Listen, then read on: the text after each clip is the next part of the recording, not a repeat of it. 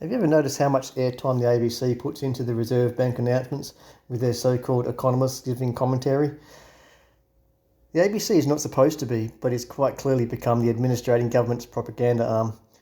They're trying to hide the Reserve Bank's true role and what they actually are by only focusing on the so-called interest rates, and have got people believing that the Reserve Bank cash rate is only got to do with interest rates for housing loans. Let's get down to basics with this pretend money.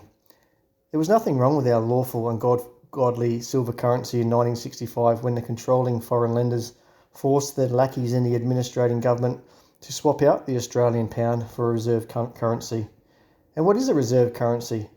Have you ever heard of a reserve fuel tank? Well, it kicks in when the actual fuel tank runs empty and is only designed and intended to potentially get you to the next place to refuel. You don't keep pressing on and drive past a petrol station in hopes of squeezing more distance out of that reserve or emergency tank. And the same goes for a reserve currency. If a country's currency eventually fails for any reason, and they have no capital or true international currency in gold and silver in order to pay public servants or to pay for other mechanisms of government, then a reserve currency is a private lender to a government and disguised for all intent and purposes as part of the government, but it is not. Its actual purpose is to lend currency to a government with interest, which is only payable to this private institution in silver and gold, because they want something real. They won't accept payment in their own toilet paper money. The Treasury used to and is supposed to issue the currency in silver coins and paper money representing silver, but since the 14th of February 1966, the Reserve Bank has issued worthless metal coins and ridiculous childish-looking notes.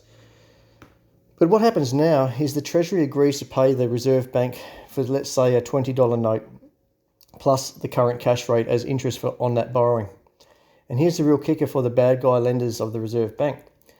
The word dollar has another meaning, whereas it also means a weight, usually a troy ounce, or a coin made out of silver. So when the Treasury borrows a $20 note from the Reserve Bank, they pay them back with 20 silver dollars, plus the interest in silver dollars. This is evident on every note where the Secretary of the Treasury signs the note and promises to pay the Governor of the Reserve Bank. This is an agreement between them. We are not supposed to be piggybacking their agreement by using the notes. Why did this happen? Why did they do this? Well, the Commonwealth of Australia, the real Commonwealth of Australia, was in debt and carrying debts inherited from the mother country, Great Britain, and we had to wear 4% of the cost of World War I. Now, we would have eventually gotten on top of that debt and paid it off and returned to peace with all in international law. But what the foreign influence in our government, being the international lenders, did was take our real money out of the equation and lump us with a fake currency, which every dollar we borrow, use and spend gets added to a tally that we can never repay down.